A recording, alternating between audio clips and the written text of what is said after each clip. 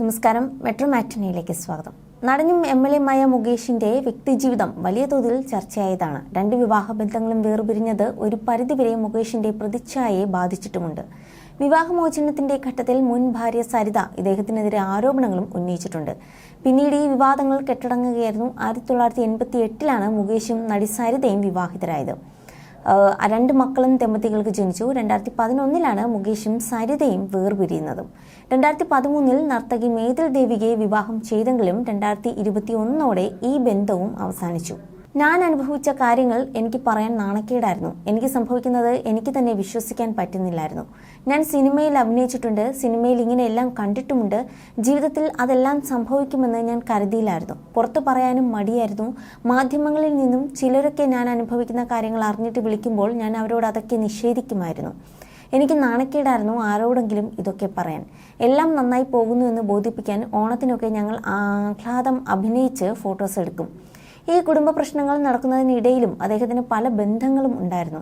അത് തെറ്റാണെന്ന് സ്വയം മനസ്സിലാക്കി അദ്ദേഹം തിരിച്ചു വരുമെന്ന് ഞാൻ വെറുതെ പ്രതീക്ഷിച്ചു. എൻ്റെ അച്ഛൻ മരിച്ചതിന് ശേഷം അദ്ദേഹത്തിൻ്റെ അച്ഛനായിരുന്നു അച്ഛനായി കണ്ടിരുന്നത്. അദ്ദേഹത്തിന് ഞാൻ നൽകിയ ഒരു ഉറപ്പ് നൽകിയിരുന്നു. അതുകൊണ്ടാണ് പോലീസിലൊന്നും പരാതിപ്പെടാതിരുന്നത്.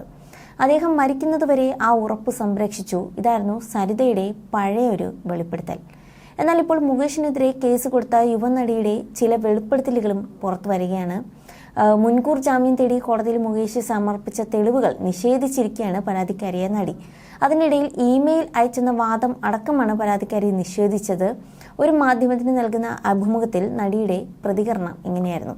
കൂടാതെ മുകേഷിന്റെ ആദ്യ ഭാര്യ സരിതയെ പരാമർശിച്ചുകൊണ്ടുള്ള വെളിപ്പെടുത്തലുകളും വന്നിരിക്കുകയാണ്. ഹർജിയിൽ പറയുന്ന ഇമെയിലിനെ കുറിച്ച് എനിക്ക് ഓർമ്മയില്ല. വേറെ ചില കാര്യങ്ങൾ എനിക്ക് ഓർമ്മയുണ്ട്.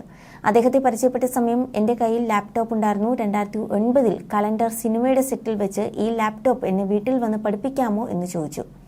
ചിലപ്പോൾ റോങ് ആയിട്ടായിരിക്കാം ചോദിച്ചത്. എന്തായാലും അന്ന് ഈ പുള്ളിക്കാരനെ ലാപ്ടോപ്പിനെ പറ്റി ഒന്നും അറിയത്തില്ല. മാത്രമല്ല അന്ന് ഇമെയിൽ സന്ദേശത്തിന് വലിയ പ്രസക്തിയുമില്ല. ഇതെല്ലാം കെട്ടിച്ചമച്ചതാണ്. കേസിൽ നിന്ന് എങ്ങനെയെങ്കിലും രക്ഷപ്പെടാനുള്ള നമ്പറാണെന്നാണ് എനിക്ക് തോന്നുന്നതെന്നും നടി പറഞ്ഞു.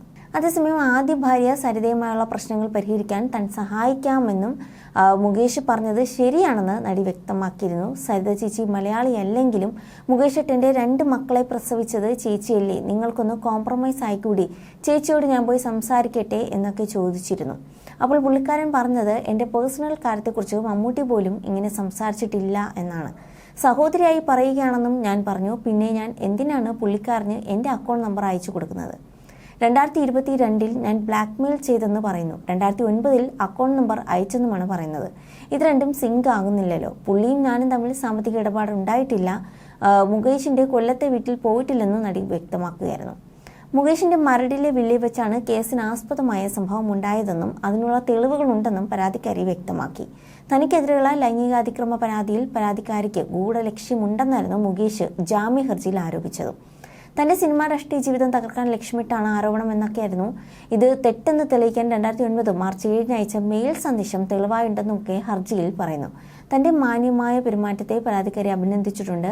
അറസ്റ്റ് ചെയ്ത റിമാൻഡിലായാൽ നികത്താനാകാത്ത നഷ്ടമുണ്ടാകും. അന്വേഷണവുമായി എല്ലാ തരത്തിലും സഹകരിക്കുമെന്നും നടൻ വ്യക്തമാക്കിയിരുന്നു. You're watching me on metromatney.com. on metromatney.com. metromatney.com. metromatney.com. Subscribe for more videos. Subscribe for more videos. Subscribe here for more videos. Subscribe now. Thank you.